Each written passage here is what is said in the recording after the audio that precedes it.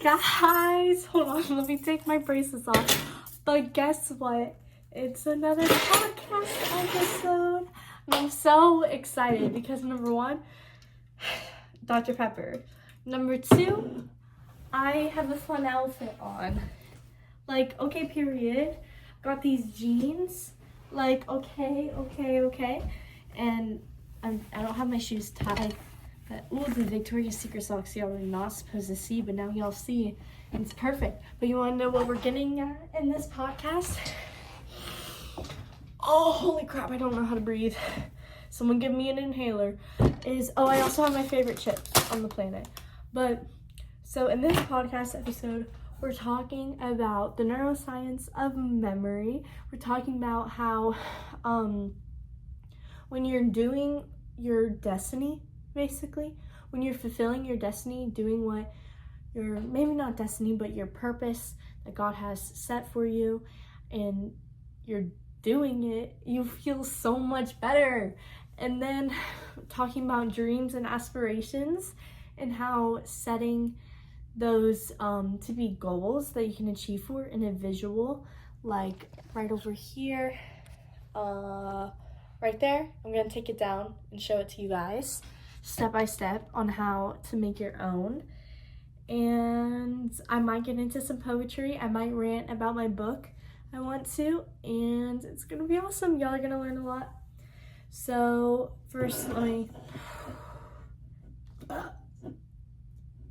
take a second to breathe and remember that I have to look in the green light. Yeah. So first. What the heck is memory? Like, what the actual freak is it? Like, why do we remember so much and so little at the same time? Like, I don't remember basically anything that happened yesterday. Like, I remember I went to a party. I remember the lady at the cashier for the place that I got my friend her birthday present, and how she said, you know what she said to me? She was like, girl, you're basically crazy and like me, so you're going to do crazy things. And she was telling that to my mother, and she was a vibe. Like, I liked her a lot. I was like, okay, twin, but I'm not gonna do crazy things. Like, she was like saying that she like parties and like hinting at that and stuff. And it's like, babe, I may be crazy, I may have fun style, I may be loud, I may be happy, but that doesn't mean I go waste my life away and end up working on Dollar General.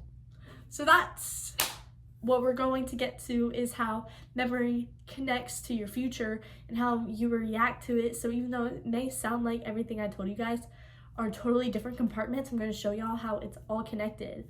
Let's get to it. I hate editing, so there's little seconds of quietness just because I didn't edit it out. Yeah. I just hate editing because, okay, Tara Yummy. She's such a diva. All right. This is a little too big for me, but wow, I love how I say a little when I can fit like all of Russia in it. Crazy and obsessive. Hello. I don't need a Grammarly ad. All right. So for school, we had to create a 18 paragraph paper. So like 10 to 15 pages. They said, 10 pages and 18 paragraphs, right? And we had to choose any topic we wanted considering science. I love psychology. If y'all don't know that, if it's your first time, hey, happy you're here. If it's your second, third, fourth, fifth, if you're even from my last channel, hey, what's good? Like, I chose the neuroscience of memory because I was like, the freak, how does this work? So, first off, is so much. So basically, memory is, I'm in such a happy mood, I low-key don't want to talk about science, but it's all right. I'll do it for y'all because I've been promising this video for a couple of days. LOL. I took the hat off because I'm gonna move around a lot.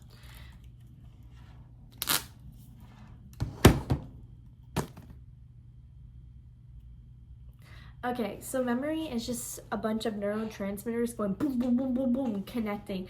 And the reason why you forget so much of what happens in your life is because there's no emotional connection behind it that helps you retrieve it. So everything that's ever happened in your life is stored in here.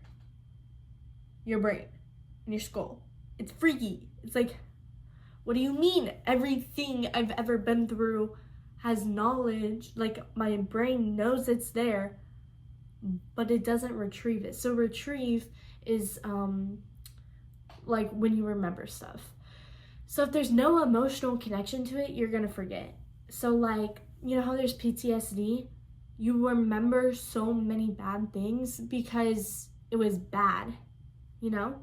But if you just went through life and didn't think emotionally of stuff, you wouldn't remember anything, or you would remember everything.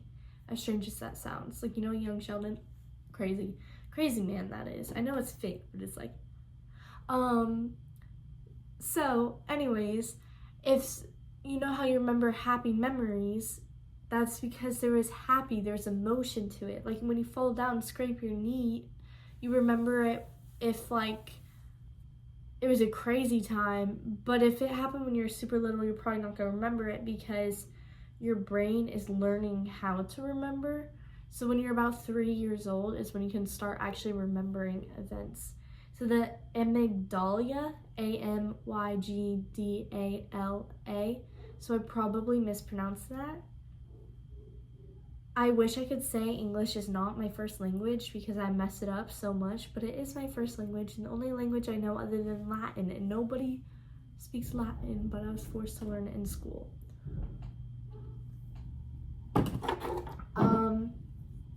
What else? And the basal ganglia is, so BAZA, why did that not light? BASALGANGLIA. Your girl does not, I don't have visual memory, so photographic memory. So that was very hard to remember how you spell it. Is your decision making. And another thing that has a huge impact is on how you remember things is through your frontal lobe. That's like right here. Who would have thought? Because it's frontal lobe. But what am I even yapping about, bruh? I wish this was like a live so y'all could ask me questions and I could be like answer them because I know it. That's what I did for my presentation because we didn't have enough time to all each read these papers. So basically in PTSD it's really interesting because you get random flashbacks.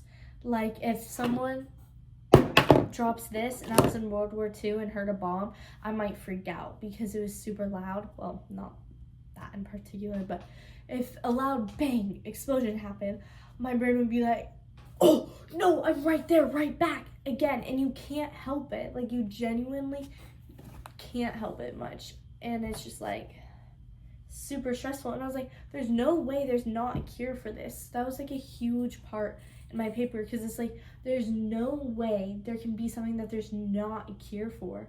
And so I learned that you can like go to therapy and retrain your mind, but really anything you go through, you can't get rid of, even if there's no emotional connection to it.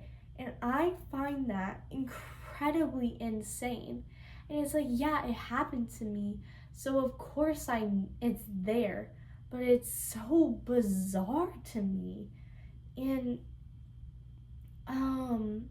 there's just so many parts of the brain, and like the hippocampus, Oh, yeah. So there's short-term memory, sensory memory, and long-term memory. So sensory memory is, for example, you see this, I'm feeling it. That's one of my senses, touch. But now I'm smelling it, that's another sense. So me feeling it, I know this is a cold can. Me seeing it, I know it's Dr. Pepper. But I'm not, and me hearing the sizzle or the tap, I know that's the water, or I know it's my finger tapping against it. So that's how sensory memory works. But it's like I will always know this is Dr. Pepper, but I'm not going to remember this Dr. Pepper in particular. So it's like I always know this is sunglasses, feeling it, I'm seeing it, this is sunglasses, but I'm not always going to remember this particular, unless there's emotional value behind it. Then the sensory memory becomes long-term memory, and I will always be able to retrieve it. So for short-term memory, I see this Dr. Pepper, right? Or no, that's not a good example. So let's say, like the lady, the cashier I had yesterday, that's probably going to be short-term memory. I'm probably not going to be 90 years old thinking about the cashier at the Dollar General. Yeah, probably not. I would hope not. I hope I have better memories that I would like to cling on to than that memory, all right? And you do have a choice in what you remember, genuinely. And it's so interesting to me how you can learn how to control what you remember based off of your emotional reactions. And I'm like, oh, that's crazy. That is crazy. What do you mean? Like, it's just crazy. Like, you can't tell me this isn't freaking bunkerlicious. Oh, speaking of that, I actually told that word to the cashier, and I told her she's now blessed, and she was like, oh, I didn't think I was ever blessed in my life. And then she started oversharing how she raised horrible children, but how they were angels compared to what she did, and how I'm gonna be like her. Bruh. Anyways, and then long-term memory is when you take either sensory memory or short-term memory and add emotional value behind it. So like things are sensory, things are kind of sensory memory, and then people can kind of be short-term memory, and then there's long-term memory of both short-term and sensory if you add emotional value through your amygdala. And so your hippocampus turns short-term memory into long-term, that's where it goes, but the amygdala helps it. And y'all can of course do your own research and comment down if I messed up anything, because this is on for school, so I hope I didn't mess anything up. And it's so interesting because it's like memories are, hold on, let me read. All right. So I said, in this essay, we will talk about how the neuroscience of memory plays a significant role in why we do everything we do, considering it influences our learning, knowledge, decision-making, identity, personality, emotional responses, and our social interactions. So memory affects freaking everything. Because without memory, how would I know I don't like that person? Without memory, how would I know I love that person? Without memory, how would I know I like my oranges sliced the way they're cut? Because ever since I was a child, my grandma cut them into smiles, and I put them in my little childhood cricket teeth mouth and go, cheese, and just try to rip out my teeth for the tooth fairy, So it's like without memory, you're nothing. That's why dementia, Alzheimer, brain tumors, cancer, everything is petrifying, because memory holds value. It shapes your identity with how you react to it and how you choose to move on. That is reaction, but you get the gist of it. Okay, let's say I had a boyfriend and he cheated on me. How I react to that is most likely because of how I've let people treat me my entire life. If I let people my entire life step on all over me, I'd probably stay with him, sadly.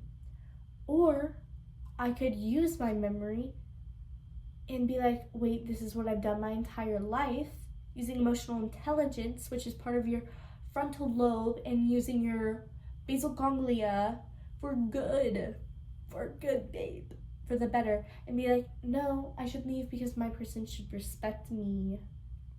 Two people can love each other, but love doesn't cheat. It doesn't. All right? It just doesn't. Okay? What else, guys? It's just really crazy. I'll read a paragraph that I wrote. That was crazy to me. So, who am I? Every soul has pondered this thought of identity. The Merriam-Webster Dictionary defines identity as the distinguishing character or personality of an individual. This leads us to wonder, what is distinguishing in my character or personality as an individual? Let's dive into some hypotheticals to provide clarity. Has someone ever asked you what your favorite song is? Have you ever gained the sudden lack of knowledge of your favorite song in that moment, leaving you with a reaping gape? That gape you felt was the sense of lost identity. Before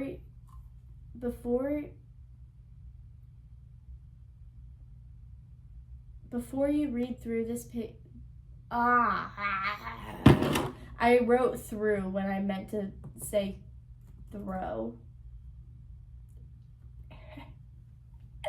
I can't spell. This paper side, Dooming It, written by Richard Psycho, who tries to connect random concepts, creating a complete concoction. Open your heart to hear these words. If you did not know your favorite song, you may feel as a part of you is missing in the fleeting moment of the soul awaiting to receive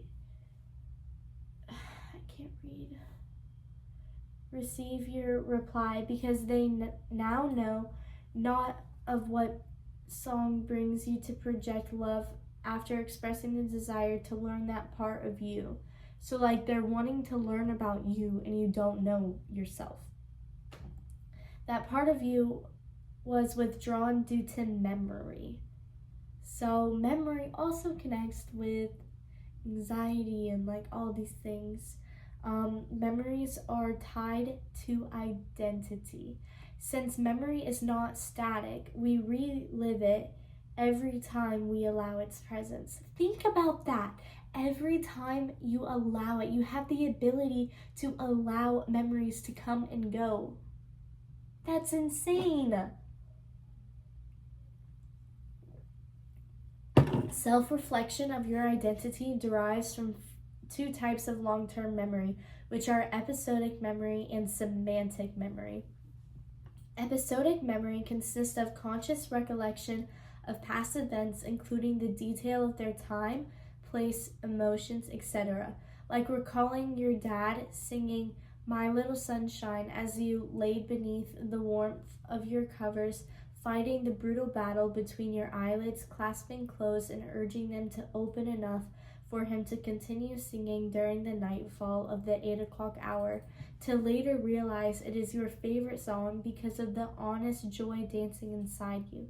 Semantic memory involves remembrance of words, numbers, concepts, and understanding of language, such as learning the lyrics to your favorite song, My Little Sunshine, through the spell of a catchy tune melting into your hippocampus due to the 7 times your dad sang the full song until you fully understood how the words were devoted to you because you are his sunshine. Do you see the undeniable connection between the neuroscience of memory and identity? All right, y'all. Okay, first off, everything except for the episodic and semantic stuff was from my memory, because I remember that being my favorite song. Basically still is, honestly. It's probably my favorite song. You know, if people ask me what my favorite song is, that's not what's going to pop up. But it's what I truly believe beneath it all, because growing up, my dad would sing that to me until I would fall asleep. And he would sing it until I understood it over and over and over, and using episodic, so like where I was in time, place, and then semantic, which is the remembrance of words, numbers, concepts, which I really struggle with, bro. I literally was reading it and I'm struggling with semantic memory. Excuse-moi. I'm French, so my mom's like, oh, that's an interesting outfit, Selah. You look very French. I'm like, guess what? I am French, and this is your top. And your dad's hat. I mean, not dad. Your husband's hat. So, whatever. She says she liked it, but she said it was weird.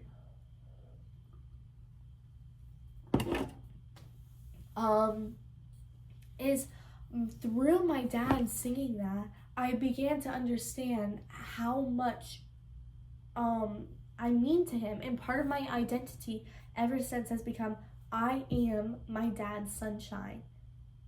Like, do you get it? Please tell me you get how bewildering this is. Like, oh my gosh. And I love this paragraph so much. Okay. Oh my gosh. Like, you know how, I don't, guys, I love learning about this because it's so, like, how is this possible? I'm so excited to go to college for this, guys. Okay. The entire human race will refer to their childhood throughout their life. As simple as that sounds, it is much deeper complexity. Take a moment to pause, reflecting on your habits.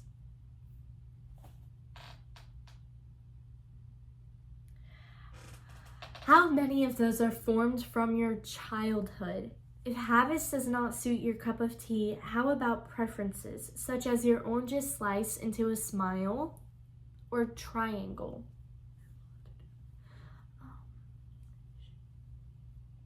You know exactly which one you prefer, or if you simply do not care, because when you were a child, someone would consistently cut it one way or both, and that is why you cut your oranges the way you do.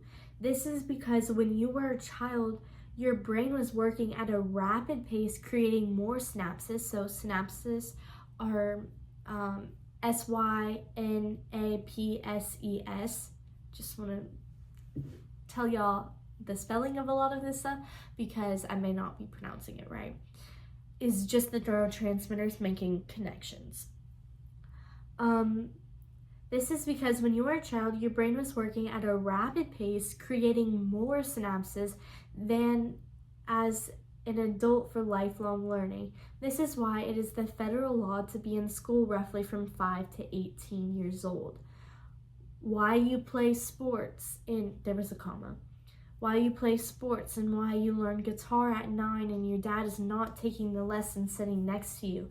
Your brain simply works best when you are young. If you do activities as preceded, so mentioned before, you are likely to have a better memory in adulthood because you are creating healthy stimuli. So that's kind of just like your brain's being active, like scrolling on TikTok all day, even though we don't want to admit it to adults that are like always gapping our ears off. Stop scrolling, you're going to lose your brain cells. You literally do. Tell that to myself 2 hours ago when I was glued to my butt cheeks were glued on that very bed for like, it was only 30 minutes that time, but sometimes it's a long time. But I don't keep TikTok on my phone. I probably download it 1 or twice a week and go on it, because otherwise I'm gonna be on too much. Bruh, don't turn off on me.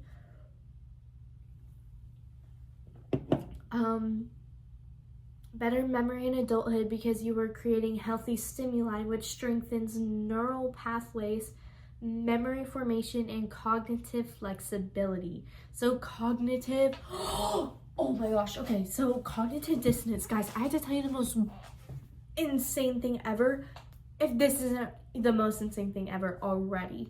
So cognitive dissonance is when your brain knows the truth. Like, for example, I know this is Dr. Pepper, and I know it tastes like Dr. Pepper, but there's no denying it's a Dr. Pepper, obviously. But if I had one idea in my head that said, you know what, this is actually Coke, and I'm drinking it. Oh, guys, this Coke is so good. Do you want to try and sip of this Coke? This Coke is the best Coke I've ever had. It's Take a sip, take a sip. They look at me like I'm freaking crazy because I freaking am. But you're actually not. You want to know why? Because everyone does cognitive dissonance daily. You know the truth, but you lie to yourself. You know when you look in the mirror and you're like, damn, I'm ugly. When I tell you right now, I'm going to tell you, you're not ugly. Cognitive dissonance. You know the truth. You know you're not ugly. You know you have beautiful features. You know you have a great personality.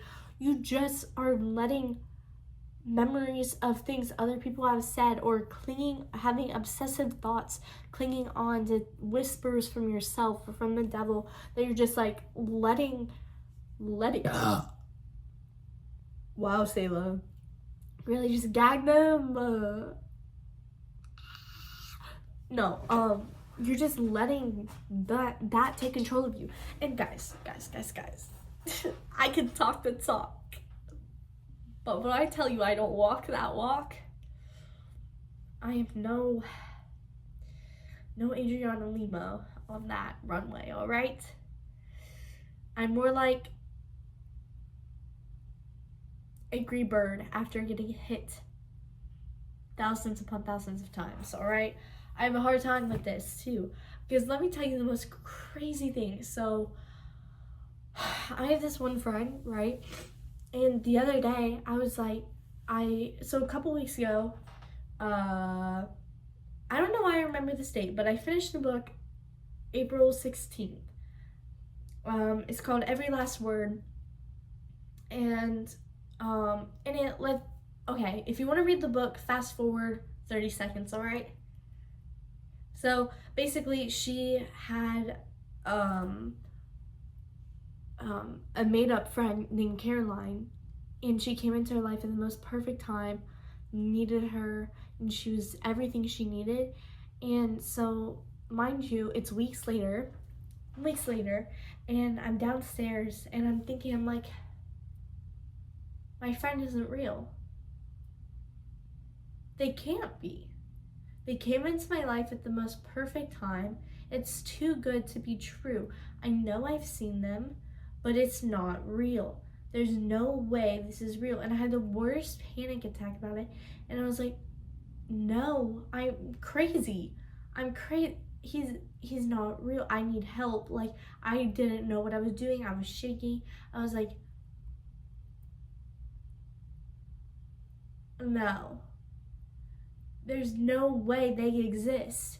Well, they do. I know they do, but I didn't want to believe it. I don't know why. Well, I do know why, but I'm not sharing it. Hashtag gatekeep girl boss. Oh, but what I won't gatekeep is this is the Wet n Wild eyebrow pencil. $3. Beautiful lip liner. I'm not the one you want, babe. You're not the one I need. I'm trying to find the shade. Ash brown. Gags.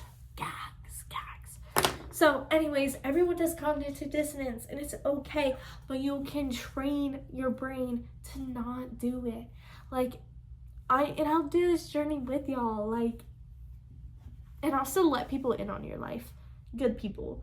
Because I told my friend Oliva about it, and only bits and pieces, and my sister, but it's like, you don't have to tell everyone everything. You want to be like the mysterious, but like the one who can still relate and be kind and open up, but you don't want it to be a whole spiel 24/7. Like, you don't want people to know you as the one who has the worst life on the planet and is always complaining, because friends are literally there to make you a better person and be there for you.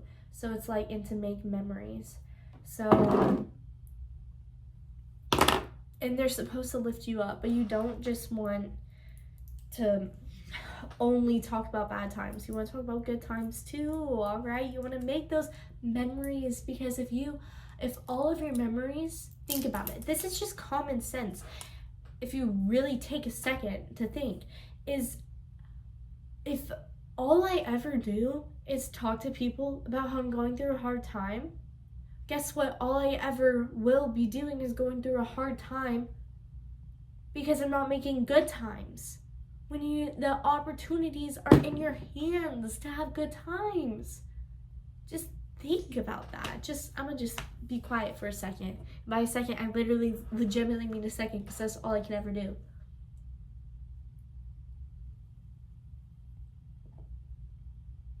I hope y'all didn't hear that. But it just makes sense to me, and I hope it does to you. And it's just so interesting how I'll read y'all the one about PTSD too. Okay. So, on the contrary, there are also reasons why your memory will not leave you when you plead its death. This is known as post-traumatic stress disorder. Everyday life becomes foreign and trauma reigns involuntarily. PTSD's reign often comes through flashbacks due to the hippocampus struggling between the present and past, along with the difference between safe and dangerous scenarios. The amygdala is the emotional bond you connect each memory with. During PTSD, it is overactive, creating consistent fear of crucial everyday life and past experiences. Our memory regulation, prefrontal cortex, our memory regulation, which is done by the prefrontal cortex, different than the prefrontal lobe. Is underactive throughout PTSD, giving the amygdala more room to overachieve. So to be more irrational when it comes to the memories that are being retrieved. Sadly, PTSD tears away the brain's proper functions of working memory.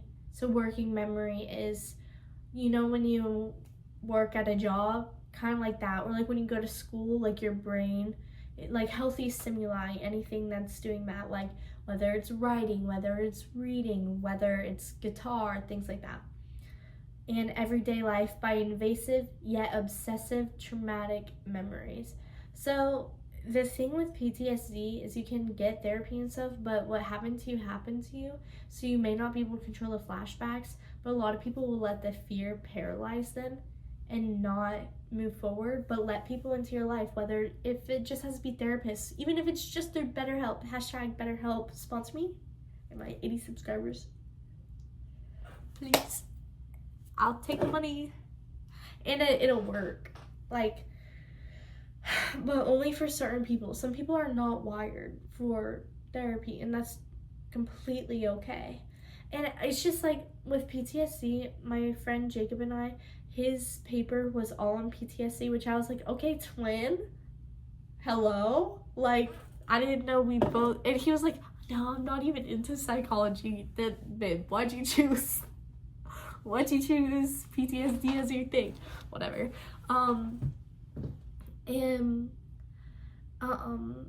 So we were talking, we're like, there's no way there isn't a solution to something that happens that's so common, that's in 2025. Like, who cares about cars? Or why is there not a cure for cancer? Like, when I was just ranting, we're like, what the heck? Like, there's no way. So it was both really interesting for us to learn about it, because there's not enough research on it. Like, it tells you why it happens, but not how to fix it. And they're like, just go to therapy. Like, duh, therapy can't hurt, but it actually can, because depending on how recent the event is and how you handled the event is like it's there. It's involuntarily there. You can't control that your brain is trying to protect you. That's all your brain is doing. Like you see these, that's your brain. It just wants to protect you. God gave us our brain to protect ourselves and the beauty of ourselves. Like, memories are so beautiful if you look at them properly. And it's not necessarily properly, it's just nothing's supposed to be perfect. Like, take art, for example. Is you have beautiful and broken pieces. Like Picasso, that was not perfect. Like, yet it was because it was beautiful. So I hope you understand what I'm trying to tell y'all there. And that's how, when you look in the mirror, that's how you should see yourself. Like, put that cognitive dissonance away. Put it to death. Call it shameful. Like, don't let her hear anymore. She's ugly. She's gross. She's icky. This is Dr. Pepper, but she tells me it's Coke. And honestly, that's a downgrade. That is a downgrade. All right? Just like when you look in the mirror and you say, I'm ugly. No, babe, you're the Dr. Pepper, not the Coke. And if you like Coke more, then flip the scenario around. Put whatever you do, figure that scenario out to touch your heart, all right? And just like, for example, another thing of cognitive dissonance, let me show you, is I did this sketch for school, for Hamlet, and I was like, oh, this needs more, it needs to be fixed. And like, before I was leaving the house, I literally was telling my mom, I was like, Mom, I need to fix this really quick. And she's like, what do you mean? It already looks great, like hyping it all up. And part of it is I know what I need to do because I like art, so I know what it needs. I know where it needs shading and stuff. This is my first legit sketch piece, but yeah, so there's that. And it's like, so don't mix up, like, your cognitive dissonance can be helpful like, because like I know some areas need more shading even now, but it's like, that doesn't make it not good. Do you see the difference in knowing what you deserve or what needs to be done and things, and how they're separated? Like, the cognitive dissonance tries to combine everything, like a melting pot. Like, you're putting cheese, you're putting bread, you're putting grape juice and all this stuff and mixing it all together and saying, here you go, it's a mess, it's gross, it's nasty, it's not. Like, no, you gotta pick it apart and see the purpose for everything. Like, if you think you look ugly when you look in the mirror, babe, maybe you're not ugly, you just have one fly away. And guess what? There's a solution to that. Whether it's a wax stick, whether it's gel, whether it's hairspray, whether it's adding more flyaways even, maybe even a bobby pin, or maybe making a little braid out of it. You know, there's always solutions. Now, whoa, that scared me. Someone slammed the door. As you can tell, I get pregnant easy. Okay, but now that we've talked about how memory and childhood and PTSD and how we can move forward with everything, let's talk about dreams and goals and how to apply them to our lives. Okay, I also had to do this project for school, but here we go. So we had to pick out our occupations. So with this is, I want everyone to do this that watches this. It was genuinely so easy because on Amazon there's these inspiration books, like magazines. You can get them and cut them out, and they have all these cool pictures. Wow, this almost just went into the fire.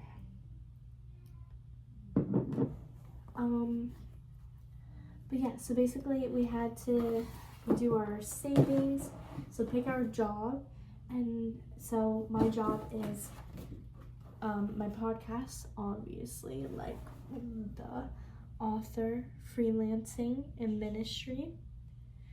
Freelancing is just like writing for newspapers and websites and stuff. And author, I'm writing, I'm working on my book. Podcast is pretty simple. And ministry, just church on Sundays, like serving there. And we had to choose where we live. I live in Savannah, Georgia. But then you had to take how, we even had to choose if we lived in an apartment or a house or with someone or not. And then we would have to see how much our monthly income was. And mine was $42,000, but this is after 5 years of work on the podcast, and I know that's so much money, and it's crazy, but I'm gonna be saving $2,750 a month. Then for my personal, so like that's for my health, like dental, medical needs, I don't even know. For clothes, $200. For food, it's $500. For tithing, it's $4,000. For taxes, it's $8,000. Ew, like, bruh, government, why you gotta do that to me?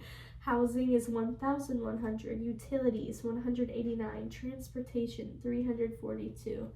So that's for gas. In my car, I have a Toyota Camry from my Nana. So, and then you just can ask chat to make it into a pie chart, whatever, so you can separate everything. And it's so cool, guys. I really recommend you do this because like now I get to travel after 5 years of work. And so this set is when I'm 23, and I said I would be starting all these things when I'm 18. So I would still be living with my parents unless I'm already saving right now, getting those dollar bucks.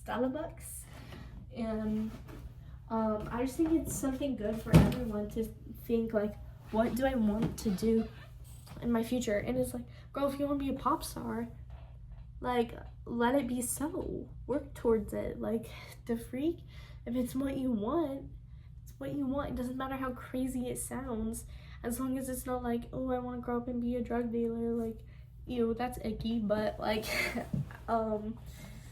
okay, don't do that. Do something that actually uses your gifts and talents. Yes, let me hear you clap. You had those. In case no one told you, you have gifts and talents, and lots of them. Okay, so that's what I want y'all to take away from this podcast episode, and I'm so excited to do another one soon where I can talk and probably be a little bit less on psychology, actually. It'll be more about catching you up on my life and see how you can relate to it and how we'll move forward. So, and I can talk about the book I read. There we go. And some more of my poetry and some more things just going on in my life. I love you guys so much. Thank you for watching. That's the end session of episode 4 of One Take podcast featuring Sayla Head.